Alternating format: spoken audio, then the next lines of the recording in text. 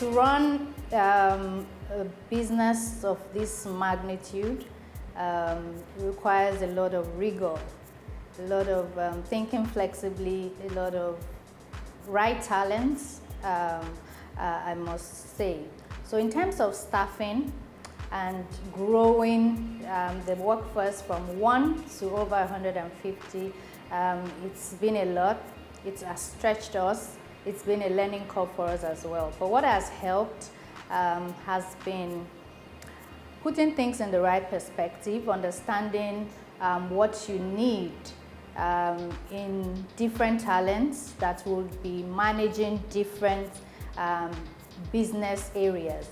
So when we get that, staffing right, which is having the right hiring process, knowing what the job itself requires, knowing how to even do the job, because when we started, we literally did everything by ourselves, from mopping the floors to opening the stores to rendering those excellent customer service to blending those fruits, practically everything, arranging products on the shelf and everything, so being really in sync with your business operations also help with choosing the right people when they show up for interviews. So you are asking the right questions.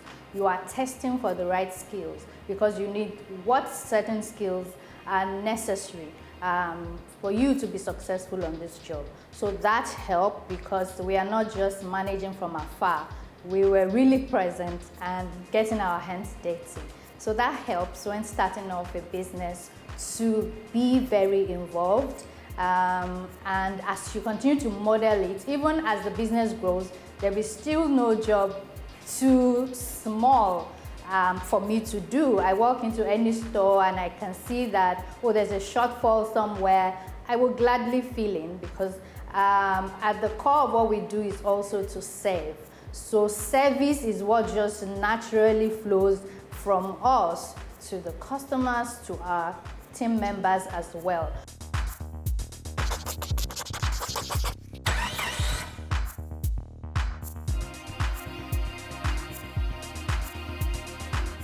When you look at this nature of business as well, it is so peculiar and so delicate to run in a business environment like Nigeria, because this is where literally we don't have power and we have to generate it ourselves. Water is also poor, the quality is just not there, and we take our food safety culture really seriously, and that means what we could have normally declared as part of our profits then have to be diverted into building these infrastructures by ourselves. That in itself could be very discouraging. But yes, we believe in the future of this dream. We believe that we are going beyond the shores of Nigeria to Africa.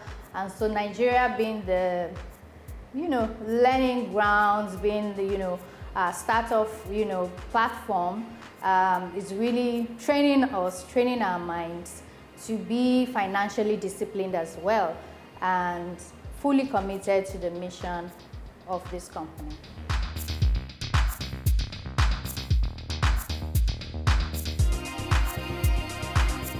We started out the business with a very big vision, and that was to, provide access to fresh fruits, vegetables to every corner of Nigeria. That has always been the dream. And one thing we did not fail to do was to make sure that at every point in time, we communicated the vision, we communicated the mission to the team. And in fact, in 2017, when we had now grown to about, I think 45 or 50 thereabout,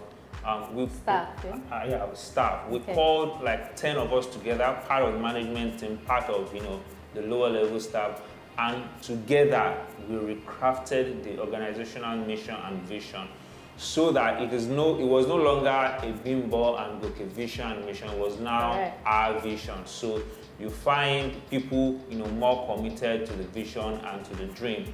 And as we continue to grow the business, we see more opportunities, and we're able to even expand and find more different ways to express and build on the vision and on the mission. And it's something we don't take very lightly. Every year we actually have a what we call strategic sessions where we almost like re-energize the vision and the mission for the organization. Remind ourselves, and then everybody gets on board again. Just to say at this point, one of the things that has really helped us is documentation. So Bimbo talked about the fact that at the beginning we did a lot of things ourselves. One thing we did, even while we did it ourselves, we documented what the process was. So we had, the processes, the system set, so it was easy to pass on as the business, grew.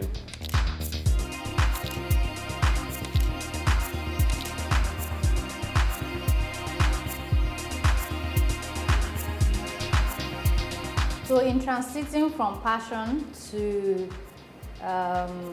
being a business leader today has been a long journey. And we didn't start, understanding how to manage the business of food, as it were. So if you remember, starting, we said it wasn't easy at all. Yes, we did struggle terribly, the first 3 years. A lot of things were just not working. Sales as projected wasn't just coming forth. Staffing was also giving us a whole lot of headache. Patronage, the visibility, so many things were gotten wrong. And I'll attribute that to the level of the knowledge we had when we started. We were even at the verge of shutting down. Yeah, so I was going to say that maybe you should tell them, at the 3-year mark, 2013, we actively, I was probably the biggest champion of that for us to close down the business, because at this point, we were basically funding the business with our savings. And it was so frustrating. We couldn't even travel. We basically was like, we were not even enjoying the money we were making. It was running the business, and we actually thought about shutting it down. Correct. But again, we had one of those strategic sessions, and we decided otherwise. Right? In the Lord again. Yeah. Well, yeah, you were right. Thanks for bringing that on. It was very frustrating. Again, we were dealing with perishables. These are products that have very limited shelf life. And so you'll be watching your pineapples, go rotten, your apples turn yellow, and nobody wants to come into a nicely set up store and buy stuffs that are not fresh, right? So what did we do? We had to keep thinking, keep brainstorming, and we checked our data to see what was working and what isn't working. We saw that we were having more patronage even from the island.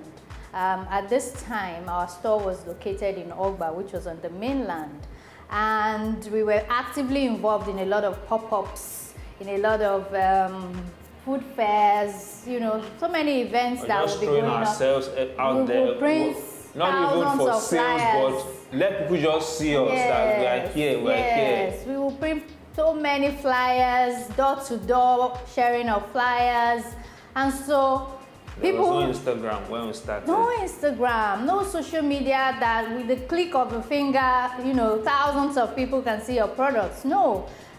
So we literally had to do a lot of legwork. And from those kind of events, some people will get hold of our phone numbers and put a call through. And so they were paying even for delivery all the way from the island, maybe 1,500. Back then, it was huge, and I'm like, even people that are living so close, they are not buying from us. So we saw that we were wrongly positioned in terms of our physical location. So we were like, should we give it a try? Let's look for a store on the island. And this was coming as almost times 5 of the current investment on the mainland, because rents and all other things that were involved.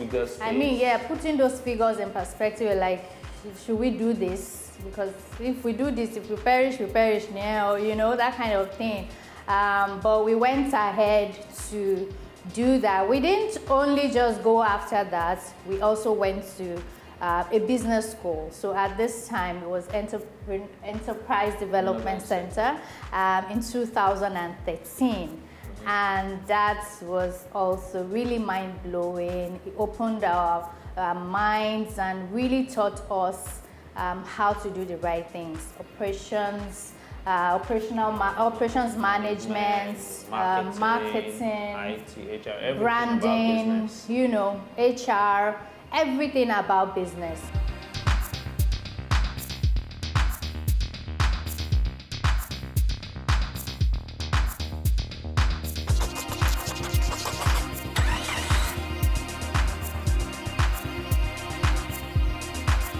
We also thought that we need to do some things differently. We don't want to move with the name that we had at the time, which was Fruity Veggies. And so we were beginning to think bigger about the business. So the initial dream was to sell whole fruits and vegetables. Now transiting into another business environment, and even before we left Ogba at the time, customers had started asking for juices, smoothies, salads, because Lagos is such a busy city. Nobody is coming from work and they want to go home with a big watermelon to start cutting, and you keep it in the fridge and then the light will mess it up again. So let me just have a bottle of juice and let me be happy that I got value for my money. But that name won't cut it for us, because we are now expanding the scope of the product line. So we're thinking we still want to maintain freshness. We still want to give people something really healthy, hygienic, and most importantly, fresh.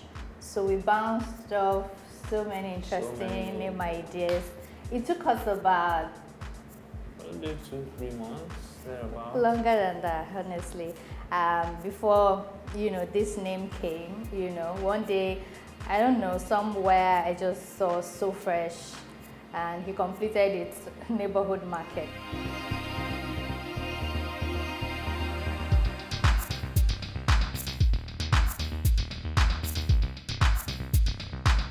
He loved the name. So many other names I had, thrown around like, we are not there yet. It's not gelling.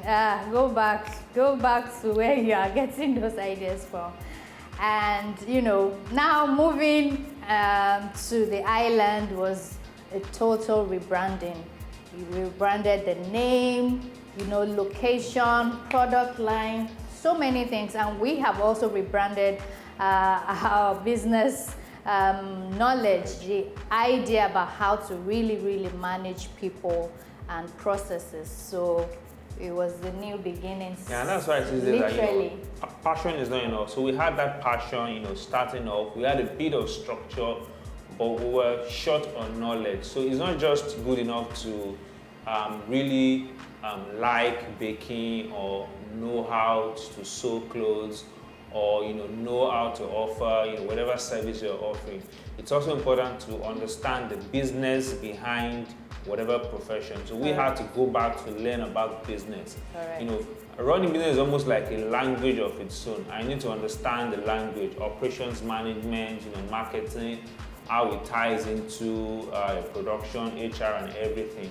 So that gave us a broader perspective. We finished business school 2013.